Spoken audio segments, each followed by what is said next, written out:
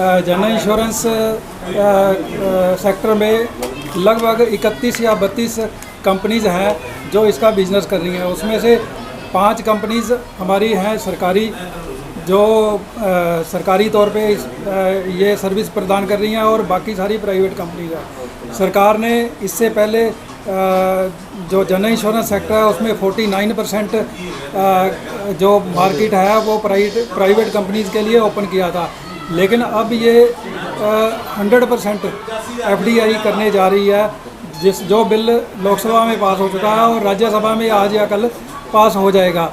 इससे जो आम लोगों का जो हित है वो उसको बहुत खतरा है।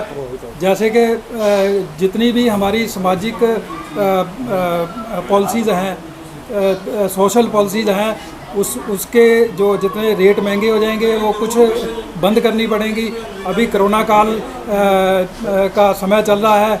सरकारी कंपनीज़ में 139 लाख करोड़ रुपए के क्लेम अभी तक पे कर दिए हैं। अगर यही सेक्टर प्राइवेट होता तो प्राइवेट लाले की दुकान है, उसमें कोई भी जो कंपनी है अपना नुकसान करवा के आम पब्लिक को सर्विस नहीं देती।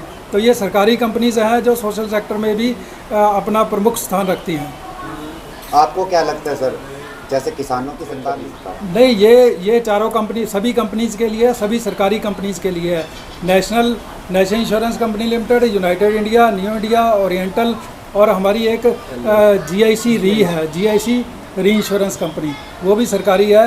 ये सभी कंपनीज़ के लिए FDI, ये सिर्फ यूनाइटेड के लिए नहीं है। आज हम कह रहे हैं कि इससे पहले इन्होंने न्यू इंडिया को के जो शेयर बेचे थे, अब यूनाइटेड का सुन रहे हैं, लेकिन ये सभी कंपनीज़ के लिए है।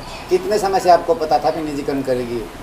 ये 93 से निजीकरण का, पहले 93 में मल्होत्रा कमेटी निजीकरण के लिए बनी, उसके बाद हमारा एजिटेशन चला और हमने कम से कम 10-12 साल निजीकरण को डिले किया।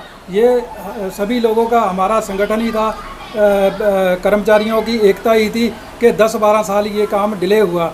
और पिछली सरकारों में ये काम बहुत स्लो चल रहा था, लेकिन इस सरकार में ये काम बहुत तेज़ी से चल रहा है। अच्छा, आमजन पर क्या प्रभाव पड़ेगा? जिस प्रकार निजीकरण हो रहा है, महंगाई बढ़ रही है, आमजन पर क्या प्रभाव पड़ेगा? आमजन पे जितनी भी हमारी सोशल पॉलिसीज़ हैं, हम 12 रुपये में एक बैंक, जो आम आदमी का बैंक में खाता है, वो 12 रुपये में एक एक्सीडेंटल डेथ कवर करते हैं सरकारी कंपनीज़। कोई भी प्राइवेट ऐसी कंपनी जिसकी ये स्कीम हो, तो ये 12 रुपये तो कुछ भी नहीं होते। तो ऐसी स्कीम बंद हो जाएंगी जिसमें प्राइवेट कंपनीज़ को लॉस लगने का चांस हो।